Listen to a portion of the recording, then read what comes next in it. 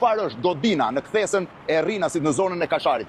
Një godinë madhështore, e gjitha me një arkitekturë klasike dhe mbi të cilën ndodhet një monument i madh i Skënderbeut, por edhe një i gjithë në bronz, ndoshta më i madhi edhe se sa Skënderbeu që ndodhet në sheshin Skënderbej, ndërkohë me statujat vendosura të mbretërve ilirë në gjithë pjesën e saj.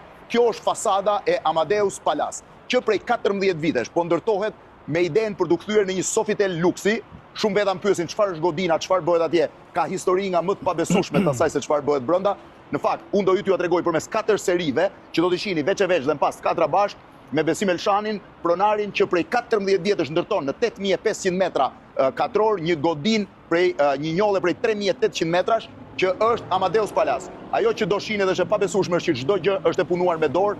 Jam i sigurt që ndoshta me përjashtim pallateve mbretërore të dikurshme, vështirë që në Ballkan ose edhe në Europë të ketë një punim të tillë. Ndiqeni se çdo gjë është një kuriozitet i rrallë. Besim, përshëndetje. Përshëndetje Blendi.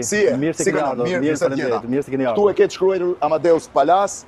Kjo është hyrja, çdo gjë është gur dhe fasada? Po, fasada është gur gëlqëror, i cili është prodhuar dhe kuruar në Itali. Guri leçe si pamshmi, i cili është i lehtë për fasada. Eksakt. Kjo është e punuar me dorë e gjitha? Po, e gjitha është punuar me dorë, është hekur normal dhe me punuar me vitrazhe të ndryshme. E gjitha është vitrazh nga mbrapa. Po, gjitha. Atëherë tani të hy kamera përpara, pastaj ne që të shohim. Hajde, Besim hyn ne. Okej. Ky është holli i Amadeus Palace. Po. Ky është holli i parë. Ky është holli i parë.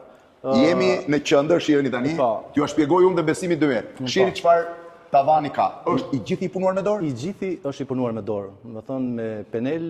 Me penel. I gjithë me penel, me fletë floriri. Edhe këtu në pjesën tjetër.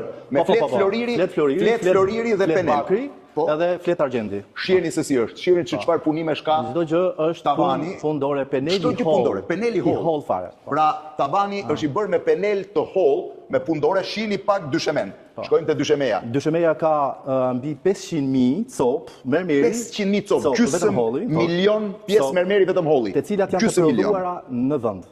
Janë prodhuara në vend. Në vend, po. Gjysmë milioni pjesë mermeri të cilat kanë qëndruar në mozaik nga më të ndryshmit që është vetëm pjesa e dyshemes. Ndërkohë këtu jemi në një mermer, ky është një mermer i rrallë, unë e di me që nga mermeret marr vesh pak.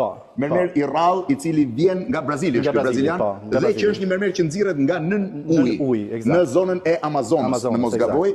Dhe shiheni kolonat e mermerit, të cilat janë punuar nga stafet tona, nga njerëzit. Janë punuar nga shqiptarët gjithë. Nga shqiptarët tanë. Çdo punë është bërë nga shqiptarë, se duket pak e pabesueshme që shqiptarët mund bëjnë një punë kaq fine. Skulpturat e vendosur janë bronz i mirëfill. Po çfarë janë këta dy? Këta dy janë dy general të kohës së lire, Asteropeu. Po. Janë general 400 vjet para erës sonë.